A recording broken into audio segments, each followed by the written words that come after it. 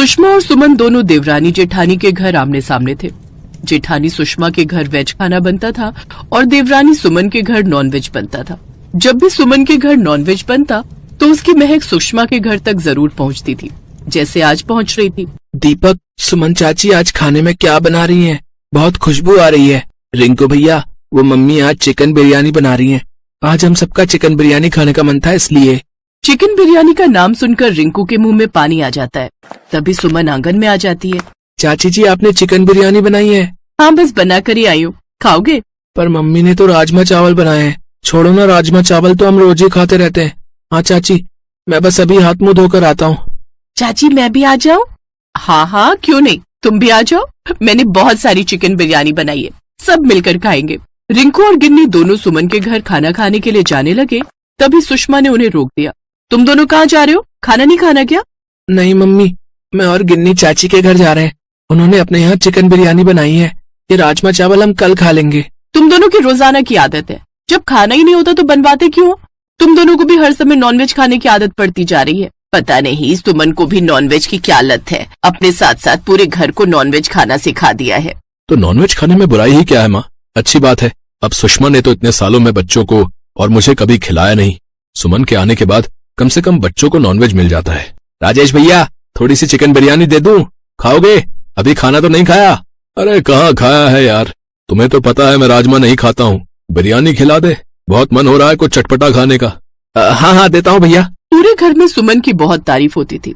उसके नॉनवेज के सामने वेज खाना घर में किसी को अच्छा नहीं लगता था, सिवाय सुषमा और उसकी सास के। सुमन अक्सर ही बदलकर नॉनवेज डिश बनाती रहती थी, कभी फिश करी, कभी अंडा करी, कभी मटन चिकन की तरह की डिशेस। और इधर सुषमा भी वेज बनाने में कुछ कम नहीं थी। उसका वेज खाना बहुत ही टेस्टी बनता था, पर अभी नॉनवेज खाने वालों को वेज की कदर नहीं हो रही थी। सुनो, आज तो मैंने आपकी पसंद की मक्के की रोटी और सरसों का साग बनाया है, आप खा ही नहीं रहे। नहीं, मैं कल खा लूंगा। आज सुमन ने बटर चिकन बनाया है, आज मेरी वही पार्टी है। तुम और माँ खा लेना, बच्चे भी मेरे साथ उधर ही खाना खा रहे हैं। ये तुम लोगों ने रोजाना का क्या चक्कर बना रखा है? जब देखो सुमन के घर नॉनवेज खाने के लिए चले जाते हो। अरे अपने घर का साधारण भोजन तुम्हें बुरा लगता है? आजकल साग का सीजन है, मक्के की रोटी सरसों का साग कितना अच्छा लगता है, और तुम हो जो शाकाहारी चीज कुछ भी नहीं खाते हो। तभी सुमन भी आ जाती है। अरे माँ जी, भाभी, आप भी उधर ही आ जाओ ना, कुछ वेज बना लेंगे, इकट्ठे खाना खा लेंगे। नहीं नहीं, मैं बिल्कुल उधर नहीं खाना खा सकती। मुझे तो वैसे भी मांसाहारी भोजन से घृणा है, मैं नहीं खाऊंगी उधर खाना। सुमन, तुम तो जानती हो मैं और माँ जी उन बर्तनों में बिल्कुल भी खाना नहीं खाते जिनमें नॉनवेज बनता है। कोई बात नहीं, तुम लोग खा लो। इधर मक्के की रोटी सरसों का साग बना हुआ है, मैं और माँ जी वही खा रहे हैं। तुम खाओगी क्या? सुषमा की बात सुनकर सुमन जोर से हंस पड़ती है, साथ में नरेश भी हंसने लगता है। भाभी, नॉनवेज के सामने वेज कुछ भी नहीं है। ये लोग नॉनवेज के अलावा कुछ नहीं खाते। जब नॉनवेज सामने रखा हो तो बिल्कुल भी वेज को मुंह नहीं लगाएंगे। मैं इन सबको अच्छे से जानती हूँ। ये मेरे हाथ का बना हुआ बटर चिकन बहुत शौक से खाते हैं। भाभी, अब आप भी वेज बनाना छोड़ दो, नॉनवेज खाना शुरू कर दो। उस दिन पहली बार सुषमा को बहुत बुरा लगा, उसका दिल बहुत दुखा। अब उसने खाना बनाना बहुत कम कर दिया। उसे पता था कि अगर वो शाकाहारी खाना बनाएगी तो कोई नहीं खाएगा, सब मांसाहारी खाना ही खाएंगे। वो बस अपनी सास और अपने लिए वेज खाना बनाती थी। सुषमा ने सुबह का नाश्ता बनाना भी बंद कर दिया। मम्मी, आज आपने नाश्ता नहीं बनाया? नहीं, अब मैं कोई नाश्ता नहीं बनाया करूंगी। तुम्हें तो नॉनवेज पसंद है ना, जाओ चाची के घर जाओ और वही नाश्ता करना। क्या बात है, आज कुछ खाने का नहीं? तुम लोग घर पर खाते ही कब हो जो सुषमा बनाए? तुम्हें तो सारा दिन सुमन के घर जाना होता है ना, तो अब वहीं चले जाओ, उसने कुछ बनाया होगा। मम्मी, बहुत भूख लगी है, कुछ बना दो। आज मैं कुछ नहीं बनाऊंगी, और आज तो क्या, मैं अब कभी भी आप सबके लिए कुछ नहीं बनाऊंगी। अगर खुद बनाकर खा सकते हो तो खा लो। सुषमा अब अपनी सास और अपने लिए ही खाना बनाने लगी। उसने राजेश और बच्चों के लिए खाना बनाना बिल्कुल बंद कर दिया। अब राजेश और बच्चे बहुत परेशान हो गए। वो सुमन के घर भी बार बार जाकर कुछ खा नहीं सकते थे, वो तो सिर्फ नॉनवेज खाने के लिए बुलाती थी। एक दिन सुमन बहुत बीमार पड़ गई, उसकी तबीयत बहुत खराब हो गई। उसे टाइफाइड बुखार हो गया, इस वजह से वो बहुत कमजोर हो गई और घर के काम नहीं कर पाई। घर में खाना भी नहीं बनता था। सुमन, मैं सुषमा भाभी को बोलता हूँ, तुम्हारे लिए मूंग की दाल की खिचड़ी बना देंगी। नरेश, भाभी तो पहले ही भैया और रिंकू गिन्नी से नाराज है, वो उनके लिए भी कुछ खाने का नहीं बनाती, तो मेरे लिए कैसे बनाएंगी? एक बार बोलकर देख लेता हूँ, या रहने दो, चलो मैं कोशिश करता हूँ, शायद बना लूं। नरेश रसोई में खिचड़ी बनाने लगता है। तभी सुषमा डिब्बे में खिचड़ी भर कर ले आती है। नरेश भैया, रहने दो, आप नहीं बना पाओगे, मैं खिचड़ी बनाकर लाई हूँ। सुमन ये लो खिचड़ी खा लो, तुम्हारे लिए अच्छी है। सुमन बहू अब कैसी तबीयत है? अब ठीक है, डॉक्टर कह रहा था मैंने बासी चिकन खा लिया, इस वजह से मुझे टाइफाइड हुआ। खाने में खिचड़ी दलिया सब्जियों का सूप वगैरह बोला है। नॉनवेज अभी बिल्कुल मना किया है, क्योंकि आजकल नॉनवेज बहुत खराब आ रहा है। मार्केट में सड़ा हुआ नॉनवेज बेच रहे हैं, इसीलिए वही नुकसान कर गया है। पर मेरी तो वेज खाना बनाने की हिम्मत ही नहीं है। अरे तुम इस हालत में खाना थोड़ी बनाओगी, टेंशन मत लो, मैं और माँ जी सब संभाल लेंगे। तुम कुछ दिनों तक आराम करो, मैं सबके लिए खाना बना दिया करूंगी। नरेश भैया मैं नॉनवेज नहीं बनाती, आप वेज खा लोगे ना? सुषमा की ये बात सुनकर नरेश ने हाँ में सिर हिला दिया। उस दिन घर में सिर्फ वेज बना, नॉनवेज नहीं। दीपक बेटा, मैं नॉनवेज नहीं बना सकती तो क्या हुआ, मैंने तुम्हारे लिए वेज चाप और शाही पनीर बनाया है। अपनी ताई जी को खाकर बताओ कैसा बना है। सचमुच बहुत टेस्टी है ताई जी, आप तो वेज खाना बहुत अच्छा बनाती हो, ये तो नॉनवेज से भी अच्छा है। तो और क्या, वेज खाना नॉनवेज खाने से बढ़िया ही बनता है। कुछ समय बाद सुमन ठीक हो गई। मैं सोच रही हूँ अब नॉनवेज खाना बंद कर देते हैं। पता नहीं जब से वेज खाना शुरू किया है नॉनवेज खाने का मन ही नहीं करता। हाँ तो जबरदस्ती थोड़ी है, हम भी नहीं खाएंगे, हम भी वेज ही खाया करेंगे। तुम भी अब वेज खाना बनाया करना सुषमा भाभी की तरह। उस दिन के बाद सुमन के घर में नॉनवेज बनना बंद हो गया। अब वो भी सुषमा की तरह वेज खाना बनाती थी।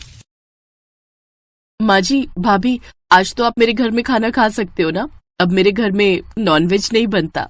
हाँ हाँ, अब तो मैं जरूर खाऊंगी अपनी छोटी बहू के हाथ का खाना। मैं भी अपनी देवरानी के हाथ का खाना जरूर खाऊंगी। मुझे खुशी है कि तुमने नॉनवेज खाना छोड़ दिया। अब दोनों तरफ जो भी बनेगा हम एक दूसरे को खाने के लिए जरूर देंगे। सुमन को भी बहुत अच्छा महसूस हो रहा था। उसे लगता था कि वो नॉनवेज के बिना रह ही नहीं सकती, पर ऐसा कुछ नहीं था।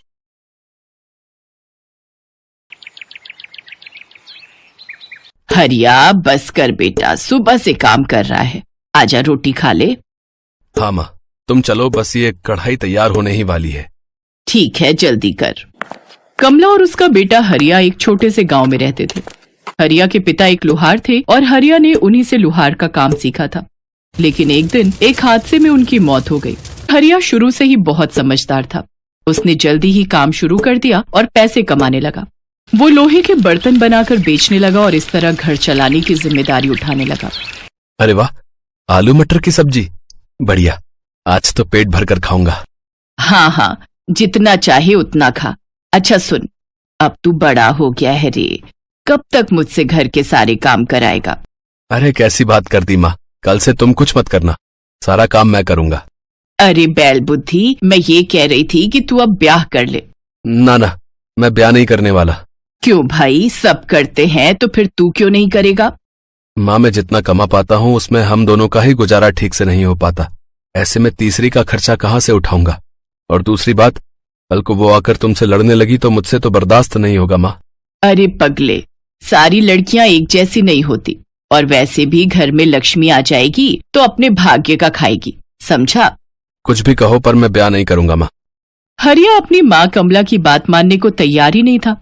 उसने आराम से खाना खाया और फिर साइकिल पर ढेर सारी लोहे की कढ़ाइयाँ रखकर उन्हें बेचने चल पड़ा। दिन भर में मुश्किल से वो 2-3 कढ़ाइयाँ ही बेच पाता था, जिससे उसे 200-250 रुपए मिल जाते थे।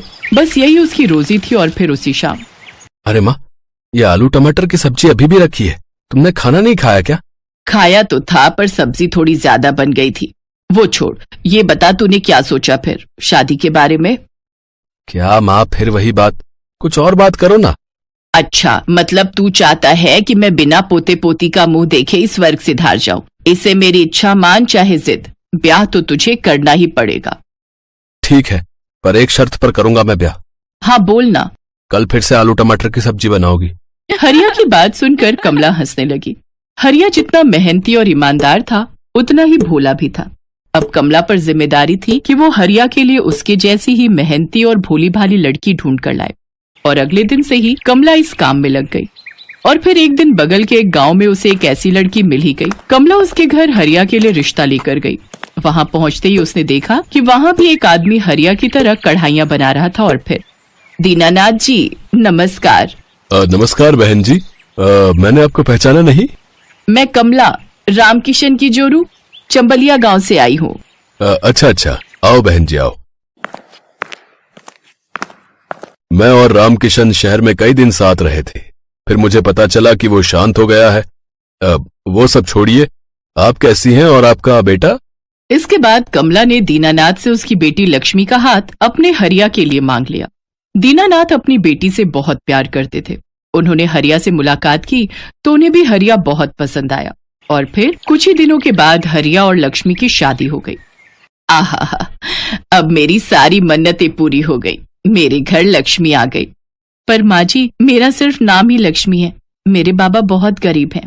हाँ तो हमारे पास कौन सा ताजमहल है, तू हमारी लक्ष्मी है और हमेशा हमारी लक्ष्मी ही रहेगी।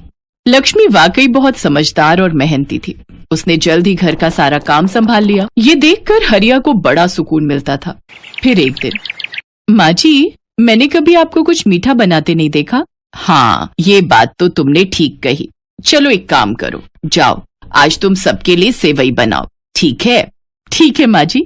लक्ष्मी फौरन बाजार से दूध खरीद कर ले आई और उसे लोहे की कढ़ाई पर गर्म करने लगी। लेकिन थोड़ी ही देर में सारा दूध फट गया क्योंकि दुकानदार ने उसे पुराना दूध दे दिया था। लक्ष्मी को बड़ा बुरा लगा, लेकिन फिर वो कुछ सोचने लगी। ये क्या हो गया, कितना महंगा आया था दूध, अब मैं क्या करूं? कुछ तो करना ही पड़ेगा। इस फटे दूध का पनीर बना लेती हूँ और फिर खाने में पनीर की सब्जी। कमला ने उस फटे हुए दूध से पनीर बनाया। अरे वाह, देखने में तो बढ़िया लग रहा है। पता नहीं इनको और माँ जी को पसंद आएगा कि नहीं। उस दिन लक्ष्मी ने बहुत प्यार से और ध्यान से पनीर की सब्जी बनाई, वो भी बिल्कुल नए तरीके से और अपनी लोहे की कढ़ाई में। फिर शाम को जब हरिया काम पर से लौटा, आ गए आप, जल्दी से हाथ मुंह धो लीजिए, आज पनीर की सब्जी बनाई है। पनीर?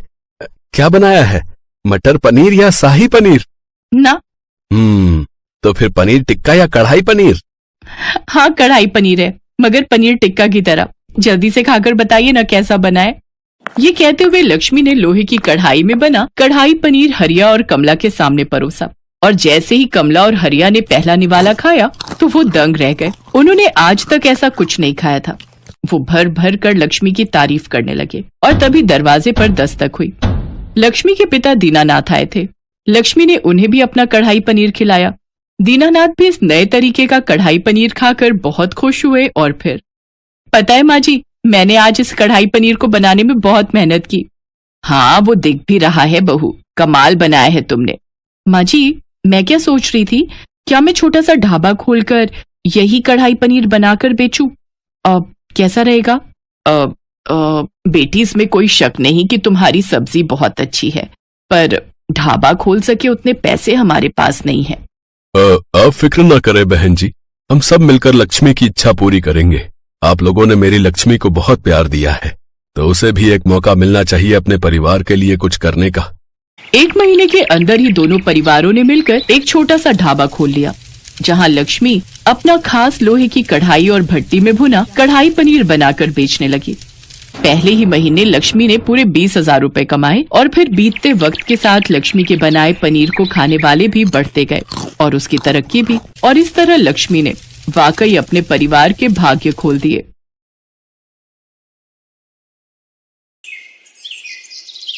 सविता देवी के बड़े बेटे विपुल की शादी हो चुकी थी।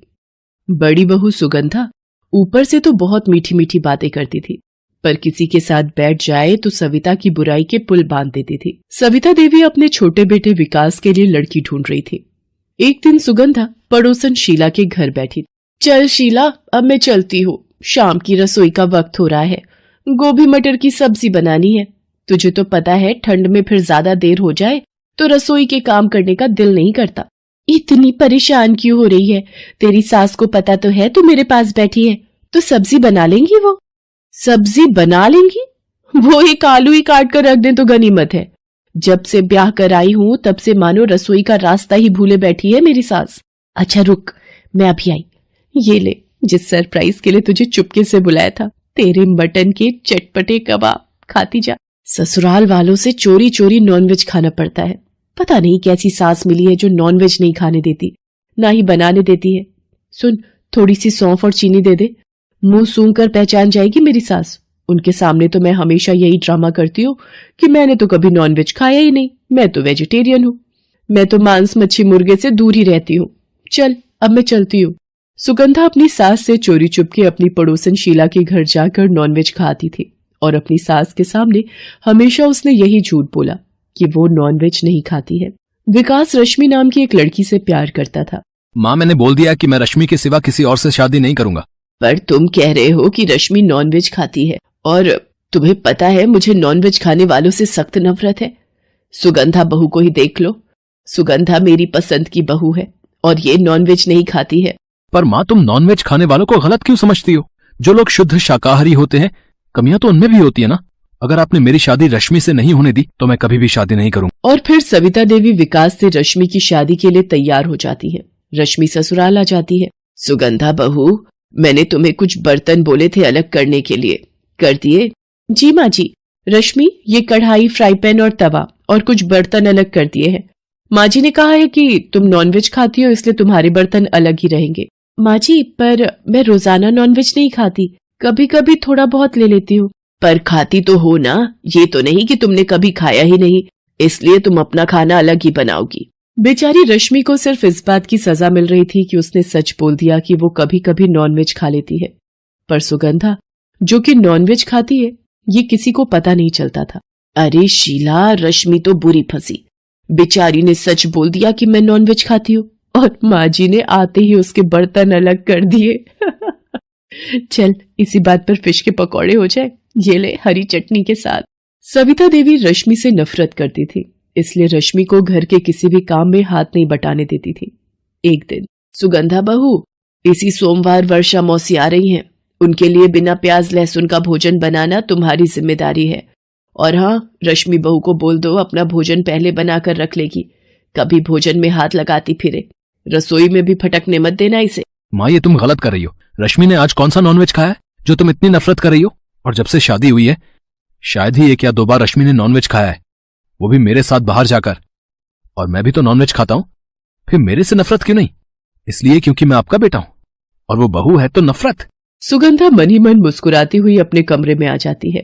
तभी विपुल उसे कहता है, शर्म नहीं आती तुम्हें इस तरह से मुस्कुराते हुए? किसी दिन माँ को पता चल गया ना कि तुम भी नॉनवेज खाती हो, और वो भी रश्मि से ज्यादा, तो वो तुमसे भी ऐसे ही नफरत करने लगेंगी। ज्यादा चपड़ चपड़ की ना तो मायके चली जाऊंगी, फिर रहना मेरे बिना अकेले। मनाने भी आए ना तो वापस नहीं लौटूंगी, सीधा तलाक के कागज भिजवा दूंगी मायके। बस इसी बात की धौंस दिखाकर तुम मुझे ब्लैकमेल करती रहती हो। रश्मि के साथ हो रहे इस दुर्व्यवहार को देखकर विपुल और विकास दोनों ही बहुत दुखी होते हैं। विपुल को पता था कि उसकी पत्नी सुगंधा नॉनवेज खाती है, पर वो अपनी माँ से कुछ नहीं कह सकता था, क्योंकि सुगंधा उसे घर छोड़कर जाने की धमकी देती रहती थी। रविवार की शाम शीला सुगंधा को फोन करती है। सुगंधा, मैंने तुझे ये बताने के लिए फोन किया है कि सुनील बहुत बढ़िया फिश लेकर आए हैं, और आज शाम मैं फिश करी बना रही हूँ। अगर तुझे खाने का मजा चखना है तो जल्दी से आ जा। वाह, फिश करी! नाम सुनकर तो मेरे मुंह में अभी से पानी आ रहा है। मैं आ जाऊंगी। आ गया तुम्हारी सहेली शीला का फोन। बनाया होगा कुछ ना कुछ आज उसने नॉनवेज में। जाओ, खाकर आओ। तो तुम क्यों इतना जल रहे हो? तुम नहीं खाते तो इसमें मेरी क्या गलती है? सुगंधा, गलती नॉनवेज खाने वालों में नहीं होती, झूठ बोलकर खाने वालों की होती है। तुम सरेआम माँ की आंखों में धूल झोंक रही हो। सुगंधा विपुल की बात को अनसुनी करके शीला के घर फिश करी खाने चली जाती है। अगली सुबह, अब क्या करूं, पूरी रात परेशान हुई हूं। मछली का कांटा गले में इतना बुरा फंस गया है कि निकाले नहीं निकल रहा। माँ जी को क्या जवाब दूंगी? रसोई में खाना भी बनाना है, पर मेरे से तो बोला तक नहीं जा रहा। गला दर्द हो रहा है। सारे उपाय कर लिए, लगता है माँ जी को बहाना करना पड़ेगा। क्या हुआ सुगंधा बहू, अभी तक रसोई में खाना नहीं चढ़ाया? मैंने तुम्हें बिना प्याज और लहसुन का खाना बनाने के लिए बोल दिया था। आज सोमवार है, आज ही तो वर्षा मौसी ने आना है। माँ जी, मुझे बहुत तेज बुखार है, उठा भी नहीं जा रहा बिस्तर से। चलो फिर मैं तुम्हें डॉक्टर से दवाई दिलवा लाती हूँ। नहीं माँ जी, अभी मैंने बुखार की गोली ली है, थोड़ी देर सो लूंगी तो आराम पड़ जाएगा। सुगंधा को तो बुखार आ गया है, अब खाना कौन बनाएगा? वर्षा मौसी तो वैसे भी ताना मारने में कुछ कम नहीं है। अगर मुझे रसोई में खाना बनाते देखेंगी तो कहेंगी दो दो बहुओं के होते हुए भी सास रसोई में घुसी हुई है और बहुएं पलंग तोड़ रही हैं। क्या करूं, वो तो बस आती ही होंगी। माँ जी, अगर आप कहे तो मैं खाना बना दूं बिना प्याज लहसुन का, और मैंने पिछले 15 दिनों से नॉनवेज नहीं खाया है। माँ, रश्मि सही कह रही है। ताने सुनने से अच्छा है कि आप रश्मि की बात को मान लो। और माँ वर्षा मौसी तो वैसे भी बात का बतंगड़ बना देती हैं और पूरे शहर में ढिंडोरा पीट देती हैं। ठीक है, पर रसोई में जाने से पहले अपने ऊपर गंगा जल की बूंदें छिड़क लेना ताकि तेरी शुद्धि हो जाए। रश्मि चुपचाप सविता की बात को मान लेती है और रसोई में बिना प्याज और लहसुन का सारा खाना तैयार करती है। वर्षा मौसी रश्मि के खाने की बहुत तारीफ करती है। खाना तो रश्मि बहू ने शुद्ध देसी घी में तैयार किया है। हींग जीरे के छौंके वाली दाल और जीरा आलू बहुत ही स्वादिष्ट बनाए थे बहू। ये मेरी तरफ से शगुन रखो। क्या सचमुच रश्मि इतना अच्छा खाना बनाती है? वरना वर्षा मौसी तो खाने में दसियों नुक्स निकालती हैं। वर्षा मौसी खुश होकर अपने घर लौट जाती है। उधर सुगंधा की तबीयत में कोई सुधार नहीं था। मछली का कांटा उसे गले में लगातार परेशान कर रहा था। उसके गले का दर्द भी नहीं जा रहा था। वर्षा मौसी जाए तो वो बाहर जाए, इसी वजह से वो अपने आप को कमरे में बंद करके बैठी थी। पर उसकी तबीयत ज्यादा बिगड़ गई। विपुल तो काम पर चला गया है। चलो सुगंधा, मैं तुम्हें डॉक्टर के पास ले चलती हूँ। नहीं नहीं नहीं माँ जी, मैं ठीक हो जाऊंगी। मैंने दवाई ले ली है। ऐसे कैसे ठीक हो जाओगी? सुबह से तुम कमरे में बैठी हो। वर्षा मौसी आकर चली भी गई पर तुम बाहर तक नहीं आई। मुझे तो लग रहा है तुम्हारी तबीयत ज्यादा खराब है। अब तुम ना नुकुर करना बंद करो, हम डॉक्टर के पास चल रहे। सविता देवी सुगंधा को जबरदस्ती डॉक्टर के पास ले जाती है, पर डॉक्टर की बात सुनकर वो हैरान रह जाती है। सविता जी, इनके गले में मछली का कांटा फंस गया है, जिसकी वजह से इनके गले में परेशानी हो रही है। जो लोग मछली खाते हैं अक्सर उनके साथ ये परेशानी हो जाती है। मैंने इन्हें दवाई पिला दी है जिससे आसानी से मछली का कांटा गले से उतर जाएगा।